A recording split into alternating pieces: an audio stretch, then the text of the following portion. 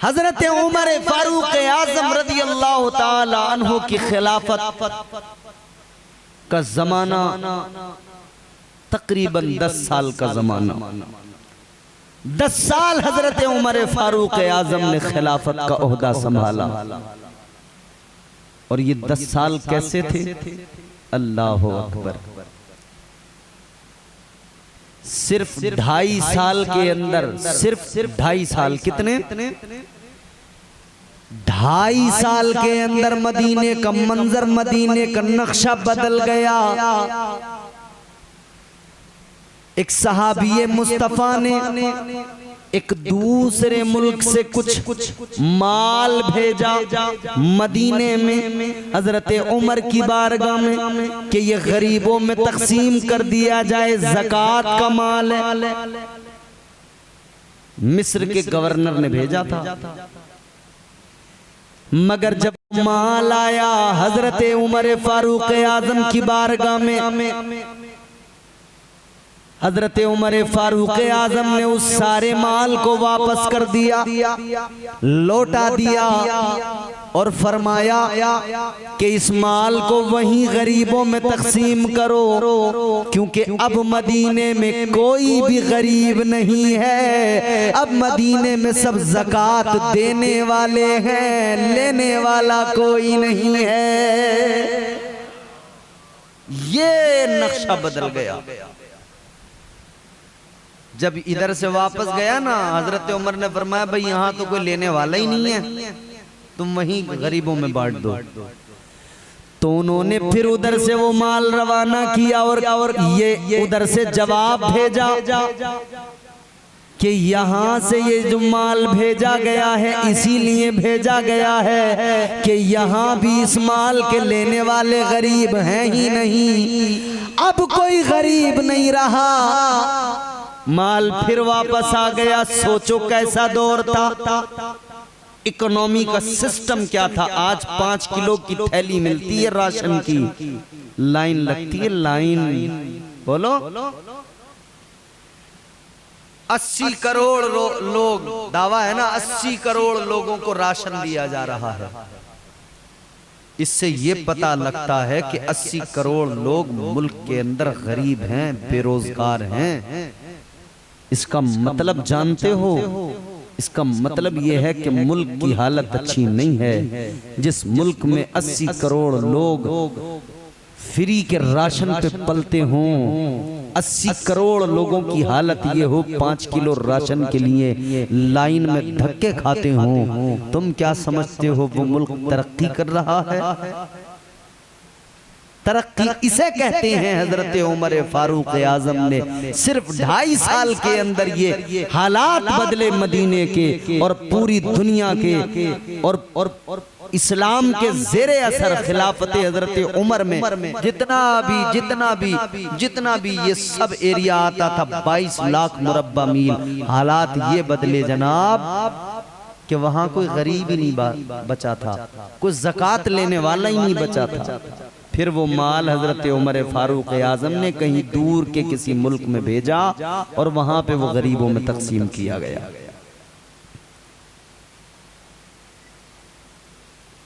यहाँ अब जमाने को सबक हासिल करना चाहिए हजरत उमर की जिंदगी से। यहाँ हुक्मरानों को सीखना चाहिए।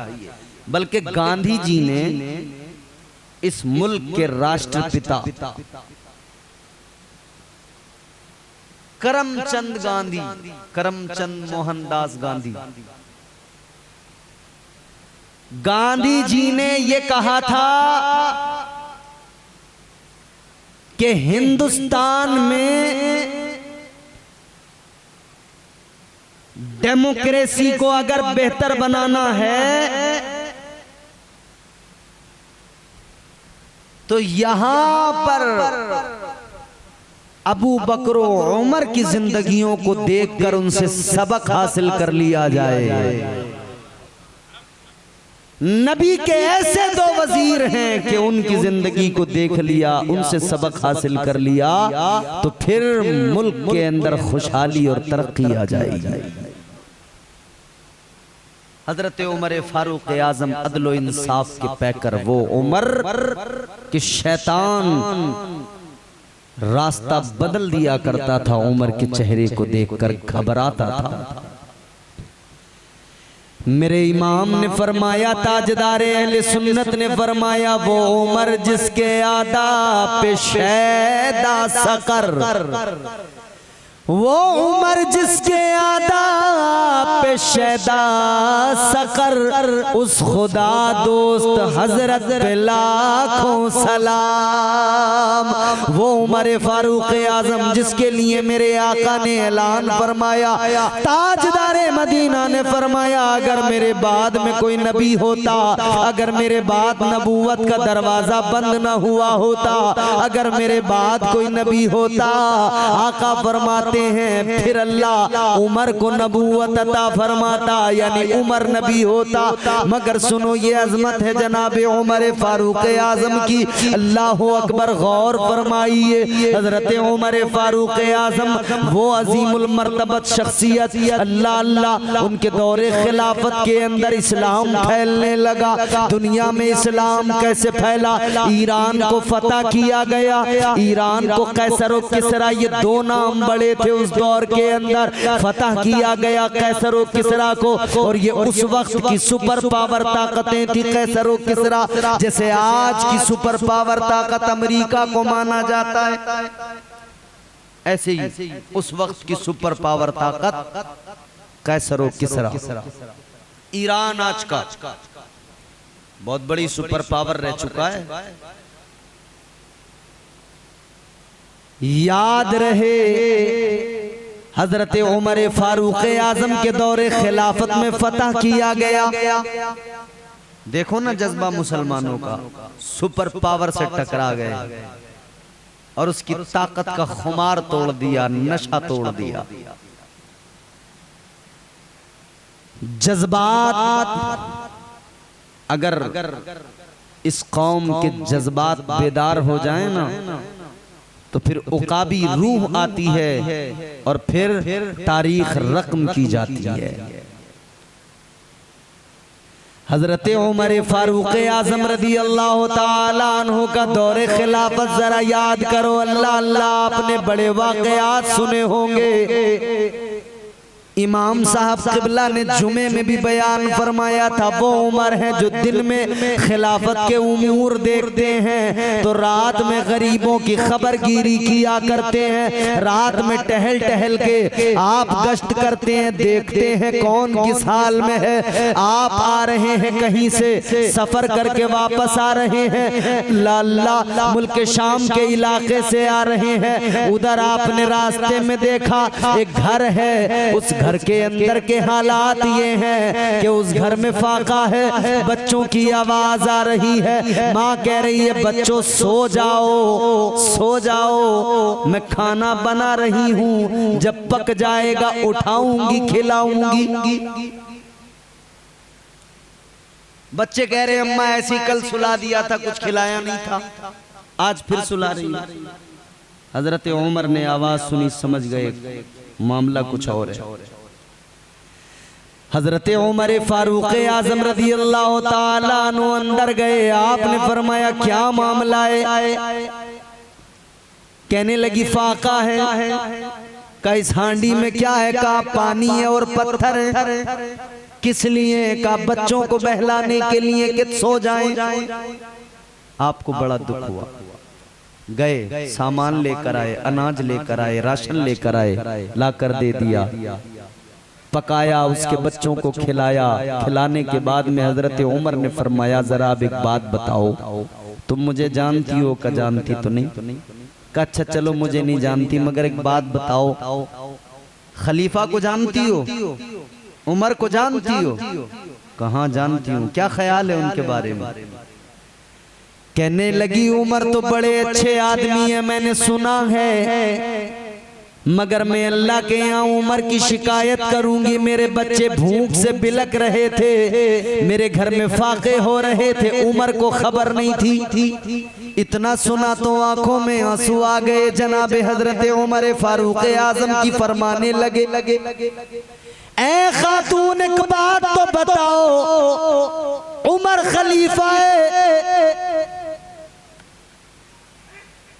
तुम यहाँ उमर वहाँ, कैसे खबर मिले उमर को कि तुम? अब बात क्लियर हो गई है उमर, अब मैं अल्लाह की अदालत में कह दूंगी मौला ये उमर ही है जो अपनी रियाया की मुकम्मल खबर रखता है, सबका ख्याल रखता है और इंसाफ को कायम रखता है। वो हजरत उमर फारूक आजम रदी अल्लाह ताला अन्हु, अल्लाहु अकबर। अच्छा, ये मामला हजरत अबू बकर सिद्दीक का भी था, हजरत उमर का भी। हजरत सिद्दीक, हजरत उमर फारूक आजम एक रात में ना एक घर, एक खातून ज़ईफ़ा है, कमजोर है, बिल्कुल लागर है, बिस्तर पे है, उठ नहीं सकती। सुबह का वक्त है, हजरत उमर फारूक आजम उसके घर के आगे से गुजरे, देखा घर में सफाई है, बर्तन धुले हुए हैं, सारा काम घर का हुआ, सारा काम कंप्लीट हो गया है घर का। हजरत उमर सोचते हैं कि ये तो उठ नहीं सकती बिस्तर से, इसका काम आखिर करता कौन है? ये बिस्तर से उठ नहीं सकती, बीमार है, कमजोर है, लागर है, इसका काम करता कौन है? एक दिन देखा, दूसरे दिन देखा, तीसरे दिन देखा, हैरान है आखिर माजरा क्या है। एक दिन आधी रात के बाद में जनाबे हजरत उमर आ गए, इस तजस्सुस में फजर से पहले ही आ गए कि आखिर देखूं तो जरा कौन है जो इसके घर का काम करता है। जब आए तो देखा कोई कंबल ओढ़े हुए शख्स है और सारे काम घर के कर रहा है, सफाई कर रहा है, बर्तन धो रहा है, सारे काम उसने घर के कर दिए। हजरत उमर आगे बढ़े, आपने आगे बढ़कर देखा कि देखूं तो जरा कौन है। जब कंबल हटाया तो क्या देखा, हजरत अबू बकर सिद्दीक है। ये थे खुलाफाए राशिद जिन्हें कहा जाता है। ये इनकी जिंदगियां थी, इन्होंने गरीबों की मदद की है, गरीबों का ख्याल रखा है, इंसाफ कायम किया है, अदल कायम किया है, इंसाफ के तकाज़ों को पूरी तरह से मजबूती से कायम किया है। और इंसाफ के मामले में हजरत उमर ने ना अमीर देखा है ना गरीब देखा है।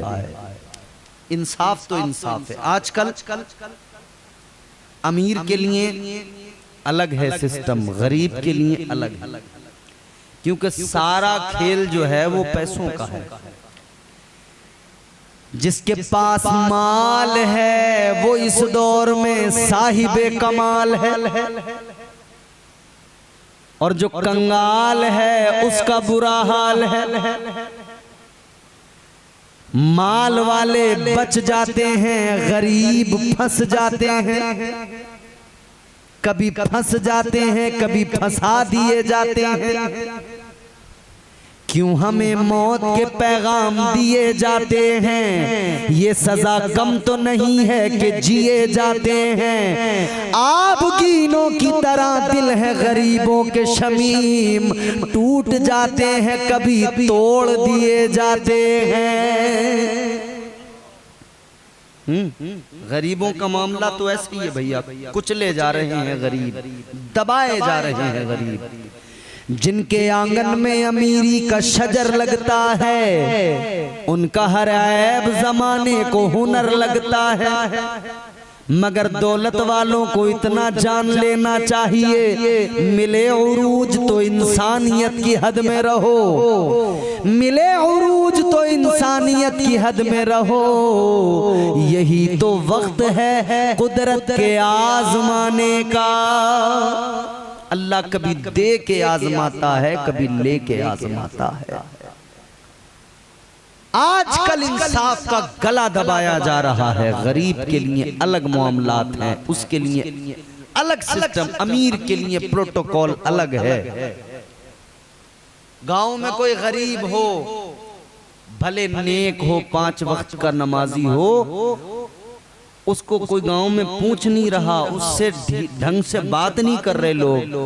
और अगर मालदार है, भले ही उसके पास हराम की दौलत है, जुआ शराब सट्टे ये सब करता हो, मगर फिर भी लोग उसे इज्जत दे रहे हैं, पैसे वाला है उसे कुर्सी दे रहे हैं।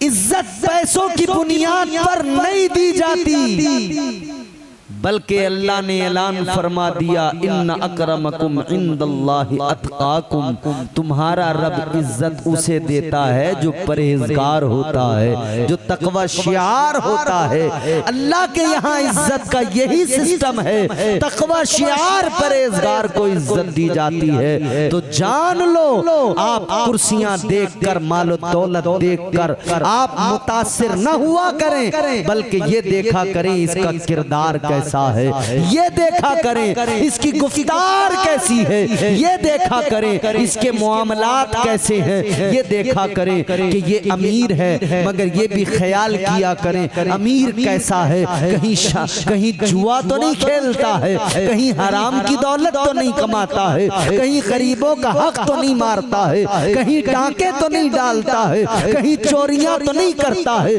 कहीं बदअमालियां बदफेलियां तो नहीं करता है। ये ख्याल रखा करें, और फिर वो पैमाना जो मुस्तफा ने अता किया है, वो मयार जो मुस्तफा ने अता किया है, परख लिया करें, और फिर ये फैसला किया करें, अगर मुस्तफा जाने रहमत की शरीयत का पाबंद है तो हमारे लिए वो लायक इज्जत लायक एहतराम है, और अगर मुस्तफा की शरीयत से दूर है तो वो हमारे लिए जरा सी भी अहमियत हमारे पास उसके लिए नहीं है। ये जान हजरत उमर फारूक आज़म, आपका दौर 22 लाख मुरब्बा मील पर इस्लाम का परचम लहरा दिया हजरत उमर फारूक आज़म ने। हजरत उमर के बाद में खिलाफत आगे बढ़ी, हजरत उस्मान गनी को खलीफा बनाया गया। हजरत उस्मान गनी का दौर भी बड़ा सुनहरा दौर है। हजरत उस्मान गनी बड़े शरीफ आदमी, हजरत उस्मान गनी निहायत शरीफ, इतने शरीफ, इतनी उन हया के पैकर हजरत उस्मान। शान ये है, एक मर्तबा हुजूर तशरीफ फरमा है अपने हुजरे के अंदर, सहाबी आए हैं, हजरत अबू बकर आए, हुजूर लेटे हुए हैं, तहबंद पहने हुए हैं, कुर्ता पहने हुए हैं। हजरत अबू बकर आए, हुजूर लेटे रहे, हजरत उमर आए, हुजूर लेटे रहे, मगर फिर जब हजरत उस्मान गनी आए ना, तो मेरे हुजूर ने अपने पैर समेटे, तहबंद दुरुस्त तो था बिल्कुल, मगर हुजूर ने और उसको दुरुस्त किया, पैर समेटे। खैर जब ये सारे सहाबा चले गए तो हजरत आयशा अर्ज करने लगी, या रसूल अल्लाह ये क्या मामला था। हजरत आयशा अर्ज करने लगी, आका मेरे बाबा अबू बकर आए, आप वैसे ही रहे और आप बिल्कुल दुरुस्त हालत में थे, बिल्कुल ठीक, कपड़े भी ठीक, कुछ नहीं, सब कुछ दुरुस्त। या रसूल अल्लाह उमर आए, आप बिल्कुल दुरुस्त हालत में थे, वैसे ही रहे, मगर जब उस्मान आए तो आका अपने पैरों को समेटा, तहबंद को जरा खींचा, दुरुस्त किया खुद को, जबकि आप पहले से ही बिल्कुल दुरुस्त हालत में थे। ताजदार मदीना से अर्ज करने लगी, या रसूल अल्लाह क्या मामला, तो मेरे आका ने फरमाया, ऐ आयशा,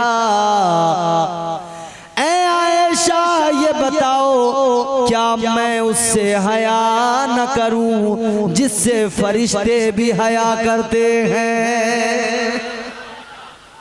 वो हजरत उस्मान गनी हैं। हजरत उस्मान गनी, आपका खिलाफत का दौर भी बड़ा सुनहरा, हजरत उस्मान गनी की दौरे खिलाफत और आपकी जिंदगी के इख्तितामी पल जो थे वो ऐसे। हजरत उस्मान गनी ने अपना माल, अपनी दौलत इस्लाम के लिए बड़ी कुर्बान की है। इस्लाम की इब्तिदा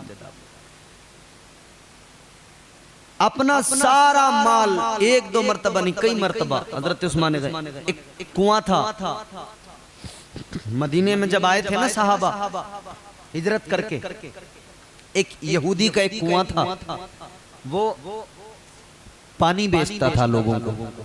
अच्छा एक बात देखें, पानी बेचा जाता था उस दौर में भी, फिर मेरे हुजूर ने पानी को फ्री किया और अब फिर पानी बेचा जाने लगा। बेचा जा रहा है कि नहीं? कितने ब्रांड है, बिस्लेरी, ये वो दुनिया भर के, किनले, बिस्लेरी। अच्छा ये तो कह रहे हैं चलो हम प्यूरिफाइड करके दे रहे हैं इसलिए बेच रहे हैं। आपके घरों में जो कॉरपोरेशन वाला पानी आता है, जो गवर्नमेंट की तरफ से इंतजाम पानी का किया जाता है, उसका भी टैक्स जाता है कि नहीं जाता है? पैसा उसका भी जाता है। हुकूमत पानी फ्री नहीं देती, बिल जाता है उसका। शहरों में जाकर देखो, अब तो देहात में भी हर जगह पैसा जाता है साहब। यहूदी बेचता था पानी कुएं का। अब हजरत उमर फारूक आजम ने देखा यार मुसलमानों को पानी की जरूरत है और पैसा तो है नहीं, क्या किया जाए? तो आपने सोचा कुआं खरीद लें, मगर वो बेचता नहीं था कुएं को, क्योंकि रोज पैसा आ रहा है उससे, उसका कारोबार है। तो हजरत उमर फारूक आजम ने उससे फिर एक डील की, और वो डील ये फरमाया कि भाई एक काम कर, तू मुझे पार्टनर बना ले, 50% का पार्टनर बना ले मुझे। एक दिन तू पानी बेचना, एक दिन मैं पानी बेचूंगा। तारीख में आता है 10,000 दिरहम या 30,000 दिरहम देकर आप उसमें पार्टनर बने। बड़ी मोटी रकम मिली, 30,000 दिरहम। उसने कहा यार पार्टनर ही तो बन रहे हैं, बेच थोड़ी रहे हम। ठीक है, इतनी मोटी रकम एक साथ मिल रही है, ले लिए उसने। पार्टनर बन गए हजरत उस्मान कुएं के अंदर। तय क्या हुआ था, एक दिन पानी तू बेचेगा, दूसरे दिन पानी मैं बेचूंगा। यहूदी अपने नंबर पर अपने दिन में पानी बेच रहा था, उसने पानी बेचा। मगर जब अगला दिन आया, हजरत उस्मान गनी का नंबर आया। हजरत उस्मान गनी ने उस दिन कुएं का पानी फ्री कर दिया। फरमाया मुसलमानों और भी बाकी मदीने के लोगों, आ जाओ, जितना चाहिए ले जाओ, जितना पानी भरना है भर लो। मदीने वाले आए, पानी भर कर ले गए, पानी ले जा रहे हैं और साथ कहते जा रहे हैं उस्मान तेरी क्या बात है। अब पानी सब भर के ले गए। दूसरे दिन जब यहूदी का नंबर आया तो कोई पानी खरीदने वाला ही नहीं आ रहा है, क्योंकि सबने पहले से भर के रख लिया है। इसने कहा यार मैं तो नुकसान में रहा, आज मेरा नंबर है, बिकेगा नहीं, कल फिर ये फ्री कर देंगे, फिर पानी सारा लोग भर के ले जाएंगे, मेरा तो कारोबार ही ठप हो गया। तो फिर बिलाखिर यही हुआ, उसने कहा भाई मैं बेच रहा हूं, पूरा आप ही ले लो। फिर उसने बेचा कुआं। उस कुएं को हजरत उस्मान गनी ने कीमत देकर खरीदा और उसके बाद में हुजूर की बारगाह में आए। अब जज्बा देखो हजरत उस्मान का। ताजदारे मदीना की बारगाह में आकर अर्ज करने लगे, या रसूल अल्लाह ये कुआं मैंने खरीद लिया। या रसूल अल्लाह ये कुआं मैं आपकी खिदमत में हदिया कर रहा हूँ, आका आप उम्मत को हदिया फरमा दीजिए। वो उस्मान गनी है अल्लाह अल्लाह जिन्होंने कुआं पूरा खरीद कर उम्मत के लिए वक्फ किया। आज भी आप मदीना मुनव्वरा जाइए, हजरत उस्मान गनी ने जो कुछ वक्फ किया इस्लाम के लिए, बाग वक्फ किए, आज भी मौजूद हैं। एक तो बहुत बड़ा होटल बना दिया गया उस जगह पर जो हजरत उस्मान गनी ने वक्त की थी, और वहां से बहुत अच्छी इनकम होती है। वो सब मस्जिद नबवी के अंदर ही वो पैसा खर्च होता है। हजरत उस्मान गनी पेश कर देते हैं हम नजराना अपनी जान का,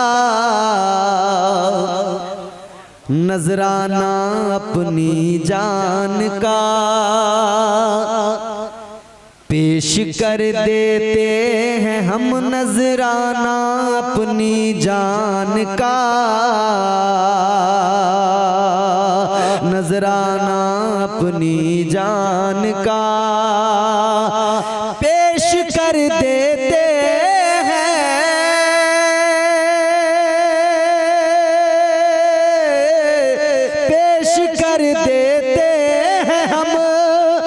नजराना अपनी जान का,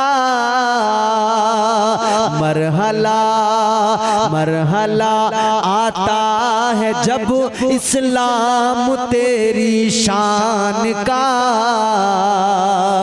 इस्लाम तेरी शान का। और वो शेर जिसके लिए मैंने ये शेर सुनाया, राहे हक में जितना गल्ला पास था सब दे दिया, पास था सब दे दिया। चचा, हमारे चचा देखो रोज आपको नात भी सुनाते हैं और सलाम भी पढ़ते हैं, अच्छी आवाज। राहे हक में, राहे हक में जितना गल्ला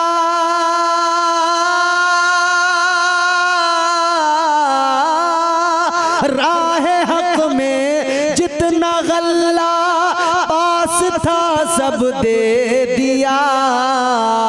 अल्लाह अल्लाह अल्लाह अल्लाह देखिए ये हौसला उस्मान का, हौसला उस्मान का। अल्लाह अल्लाह देखिए ये हौसला उस्मान का, हौसला उस्मान का।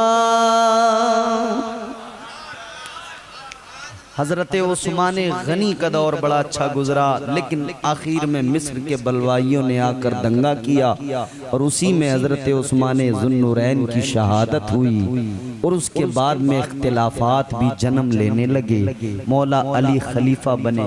और एक बात और जान लें, खुलफाए राशिदीन की बात आती है तो इतना याद रहे, हुजूर ने अपनी जिंदगी में, मेरे मुस्तफ़ा ने अपनी हयात ज़ाहिरी में एक ऐलान किया था, एक बात फरमाई थी। हुजूर ने खिलाफत के ताल्लुक से वाज़ेह इरशाद फरमाया था कि मेरे बाद में खिलाफत 30 साल रहेगी। कितने साल? 30 ईयर्स। ताजदारे मदीना ने फरमा दिया था मेरे बाद में खिलाफत 30 साल रहेगी। और उसी 30 साल के दौर में जो खलीफा बने उन्हीं को खुलफाए राशिदीन कहा जाता है। अब आप घर पे जाके कैलकुलेट करोगे तो हजरत अबू बकर, हजरत उमर, हजरत उस्मान, हजरत मौला अली, चारों की खिलाफत का वक्त आप जब जोड़ेंगे, शुमार करेंगे तो चारों की खिलाफत तकरीबन जो वक्त बनता है वो इनका 29.5 साल बनता है। कितना? 29.5 साल। हुजूर ने फरमा दिया था 30 साल मेरे बाद में खिलाफत रहेगी, उसके बाद में बादशाहत आ जाएगी। 29.5 साल इन 4 खुलफा का दौर है। और फिर हजरत मौला अली हैदर कर्रार की, हजरत अलीउल मुर्तजा के बाद में इधर तो हजरत इमाम हसन मुजतबा को खलीफा बनाया, लोगों ने इधर बैत की। और उधर मुल्क शाम में हजरत अमीर मुआविया ने भी ऐलान कर दिया। ये इस्लाम में पहली बार हुआ था कि एक वक्त में 2 ऐलान हुए खिलाफत के लिए। एक तरफ इमाम हसन, दूसरी तरफ हजरत जनाबे अमीर मुआविया। उधर भी लोगों ने बैत की अमीर मुआविया की, इधर इमाम हसन मुजतबा की बैत की। इमाम हसन मुजतबा कितने दिन खलीफा रहे? 6 महीने। अब बात को समझना, 6 महीने तक हजरत इमाम हसन मुजतबा खलीफा रहे। 6 महीने के बाद आप मुल्क शाम हजरत अमीर मुआविया के पास गए। हजरत अमीर मुआविया के पास जाने के बाद में आपने खिलाफत की तमाम जिम्मेदारियां उनको सौंपी, खुद दस्तबरदार हो गए। यूं कहें कि रिजाइन कर दिया, इस्तीफा दे दिया, उनको सौंप दी खिलाफत। 6 महीने हजरत अमीर मुआविया ने बड़ी इज्जत की, बड़ा एहतराम किया, वजीफा भी मुकर्रर किया। अब ये जान लो 6 महीने इमाम हसन मुजतबा की खिलाफत रही, मतलब साफ आका ने ऐलान फरमाया था 30 साल मेरे बाद में खिलाफत रहेगी। 29.5 साल इंचार का दौर बनता है, 6 महीने बाकी बचे, वो इमाम हसन मुजतबा ने पूरे किए। 6 माह इन्होंने पूरे किए। हजरत इमाम हसन मुजतबा तक खुलफाए राशिदीन ही का दौर कहलाता है, खिलाफत राशिदा कहलाती है। खुलफाए राशिदीन का तज़किरा जब भी होगा नाम 5 होंगे, 4 नहीं होंगे। हजरत इमाम हसन भी उसमें शामिल है। अच्छा, अगर कोई ये कहे कि साहब हजरत इमाम हसन को शामिल कर रहे हो, हजरत अमीर मुआविया को क्यों शामिल नहीं कर रहे? तो हजरत अमीर मुआविया उस वक्त में खिलाफत का उन्होंने भी ऐलान किया था, इमाम हसन ने भी किया था, मगर मसला ये है कि हजरत इमाम हसन 6 महीने के बाद में आप खिलाफत से दस्तबरदार हो गए थे और हजरत अमीर मुआविया तो बाद में भी रहे ना, तो फिर वो 6 महीने तो हजरत इमाम हसन ने पूरे किए हैं, वो तो आगे तक रहे हैं, 20 साल तक रहे हैं, 20-22 साल। और उससे पहले आप अमीर शाम गवर्नर रहे शाम के। तो इस जुमरे में खुलफाए राशिदीन में हजरत अमीर मुआविया नहीं आते, बल्कि इसमें इमाम हसन मुज्तबा शामिल हैं। ये खिलाफत राशिदा है, ये खिलाफत राशिदा है। और फिर इसमें मैंने मौला अली का दौर छोड़ा है। इंशाअल्लाह अहले बैत की अजमत और मौला अली का दौरे खिलाफत, कल से ये बाब शुरू होगा और यहीं से अब करबला की तारीख का भी आगे आगाज हो जाएगा। यहाँ मैं आपको कल इंशाअल्लाह कल से मौला अली की खिलाफत और अहले बैत की शान ये सब सुनाकर करबला की तारीख सुनाऊंगा। अल्लाह की बारगाह में दुआ है परवरदिगार हमें हक बोलने और हम सबको हक सुनने और उस पर अमल की तौफीक अता फरमाए। अल्लाह ताला हमारी इन महफिलों को कबूल फरमाए। परवरदिगार हम सबको दोनों जहान की भलाइयाँ नसीब फरमाए। अस्तगफिरुल्लाह रब्बी मिन कुल्लि ज़ंबिन व अतूबु इलैह। बुलंद आवाज़ से कलमा शरीफ पढ़िए, ला इलाहा इल्लल्लाहु मुहम्मदुर रसूलुल्लाह सल्लल्लाहु अलैहि वसल्लम व मा अलैना इल्लल बलाग। अस्सलामु अलैकुम व रहमतुल्लाह। या